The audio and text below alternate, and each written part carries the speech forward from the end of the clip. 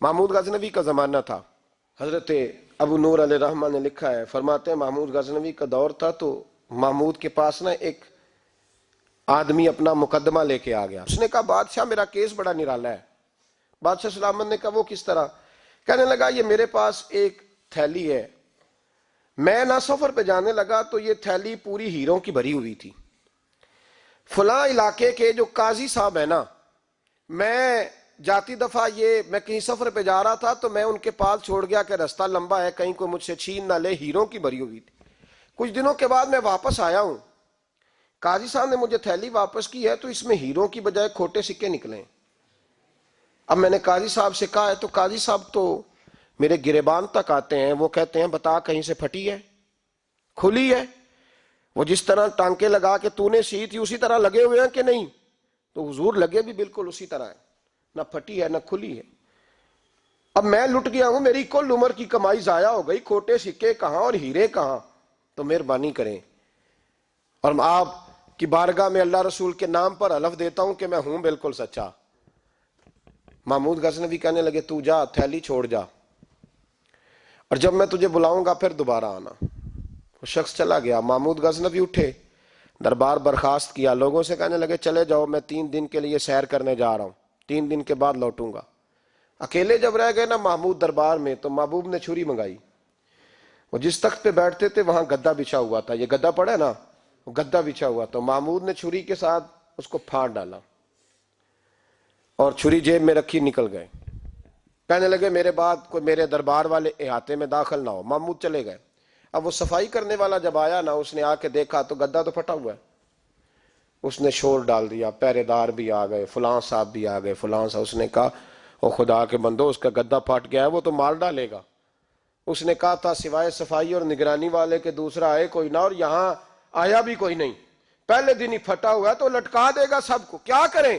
شور ہو گیا، سارے دربار کے ملازمین اکٹھے ہو گئے. ایک بندہ بولا، کہنے لگا فکر نہ کرو، میں کیسے بندے کو جانتا ہوں، اس طرح سیے گا کہ جس نے پھاڑا ہوگا اسے بھی پتہ نہیں چلے گا کہاں سے پھٹا تھا. ایسا بہترین رفو کرے گا کہ پتہ بھی. اس نے کہا یار ہم سارے 1 مہینے کی تنخواہ دیتے ہیں، 1 مہینے کی، تو بندہ بلا. وہ بلا لیا اس کو، اس کا نام محمد رفو گر تھا. وہ آیا، اس کو گدا دکھایا، اس کا یار اس طرح سینہ پتہ نہ چلے. اس نے کہا فکر ہی نہ کرو. اس نے سیدھی اگلے شام ہی لا کے بچھا دیا گدا. تیسرے دن بادشاہ سلامت آئے، آ کے پہلی نظر گدے پہ ڈالی. اس نے بلایا سب ملازمین کو، کہا کس نے سیا ہے؟ کہا جناب کیا ہوا؟ کہا یہ پھٹا ہوا تھا. کس نے؟ کہا نہیں پھٹا ہی نہیں. وہ کہنے لگے بنو بات، میں خود پھاڑ کے گیا تھا. تو بتاؤ صحیح سیا کس نے ہے؟ کہا جناب آپ پھاڑ کے گئے تھے تو بتایا کیوں نہیں؟ فرمانے لگے اسی لیے تو بتایا نہیں تھا کہ تم خود تحقیق کر لو. بلاؤ بتاؤ پھاڑا کس نے؟ احمد. سیا کس نے؟ تو بلا لیا. احمد رفو گر آ گیا. اس کو جب بلا کے سامنے بادشاہ کھڑا کیا، کہا بھئی تو نے سیا ہے؟ کہنے لگا حضور آپ کے سارے ملازم کٹھے ہو کے آئے تھے، میری غلطی کوئی نہیں. کہا نہیں یار تو بڑا کاریگر ہے، میں نے اپنے ہاتھ سے پھاڑا تھا پر مجھے بھی نہیں پتا چل رہا کہاں سے پھٹا تھا. اچھا یہ بتا یہ تھیلی جو ہے یہ بھی تو نے سی تھی؟ اس نے کہا جی آپ کے خادم کا ہی کارنامہ ہے، وہ فلانے علاقے کے قاضی صاحب آئے تھے، اس میں سے ہیرے نکال کے تو کھوٹے سکے بھرے تھے تو مجھے بھی تھوڑا سا حصہ ملا تھا. محمود نے سارے گواہ بھی اکٹھے کر لیے، ثبوت بھی اکٹھے کر لیے. پھر قاضی کو بلایا. محمود غزنوی نے کہا قاضی صاحب آپ سے غلطی ہو گئی، غریب آدمی تھا، وہ لٹ گیا ہے، اس نے تو بڑی مشکل سے کچھ ہیرے جمع کیے تھے اور اس کی کل کائنات تھی، تو آپ اس کا مال اسے دے دیں، بات ختم. قاضی صاحب کہنے لگے آپ مجھ پہ الزام لگا رہے ہیں، سوال ہی نہیں پیدا ہوتا. آپ میری داڑھی دیکھیں، آپ میرا اعزاز دیکھیں، دنیا جانتی ہے میں اس کا. قاضی صاحب انسان بھول ہی جاتا ہے، بندہ بھول جاتا ہے، غلطی ہوگی مال نے. کہا نہیں کہا میں تنہائی میں پوچھ رہا ہوں، میں اس وقت پوچھ رہا ہوں جب دوسرا موجود کوئی نہیں. آج توبہ کر لے، میں کچھ نہیں کہوں گا، تو میری زبان پہ اعتبار کر، تجھے پتہ ہے میں جو کہتا ہوں اس پہ عمل بھی کرتا ہوں، باز آ جا. پر قاضی نے کہا نہیں میری غلطی کوئی نہیں.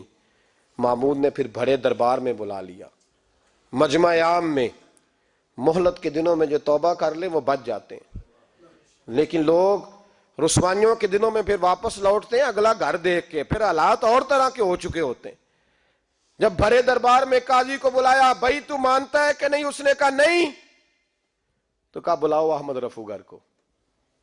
جب احمد رفو گر آیا تو بوڑھے قاضی کی ٹانگیں کانپنے لگی، جملے ٹوٹنے لگے. لفظ زمین پر گرنے لگے، بات صحیح نہیں ہوتی، زبان لڑکھڑانے لگی۔ محمود کہنے لگے قاضی میں نے تجھے کہا تھا وہاں مان جا بات، اب بھرے دربار میں بول۔ تو جب قاضی صاحب کی گردن خود بخود جھک گئی تو دنیا سمجھ گئی، کہا نکل جا میرے دربار سے۔ محمود بولے نکل جا، اتنی تجھے عزت دی، اتنی بڑی تنخواہ دی، قاضی بنایا، اور یہ تھوڑی سی رقم کے لیے، تھوڑی سی رقم کے لیے تو بددیانت ہو گیا، چل چلا جا، نکل۔ قاضی دربار سے نکلا تو لوگ لعنتیں برسانے لگے۔ کل جو دکانیں چھوڑ کے سلوٹ کرنے آتے تھے وہ کہنے لگے اس کی عمر دیکھو، اس کے کام دیکھو، دیکھو اس نے کیا کیا۔ گھر گیا، بچے جن کے لیے پاپ کمایا تھا، جنہاں لی تو پاپ کمائے ہن کتھے نہیں ہو تیرے کر دے، وہ بچے کہنے لگے ابا جی ہم تو سکول مدرسہ جانے کے قابل نہیں رہے، لوگ پوچھیں گے تو کیا امید تھی کہ بیوی ساتھ دے گی۔ وہ کہنے لگی میں میکے کیسے جاؤں گی، گلی کی عورتیں طرح طرح کی باتیں بناتی ہیں۔ اور بھائی کامیابیوں کے بڑے سربراہ ہوتے ہیں، کوئی کامیاب ہو جائے تو سارے کہتے ہیں میری سپورٹ سے ہوا ہے، ناکامیاں ہمیشہ یتیم ہوتی ہیں، ناکامیوں کا کوئی سربراہ نہیں ہوتا۔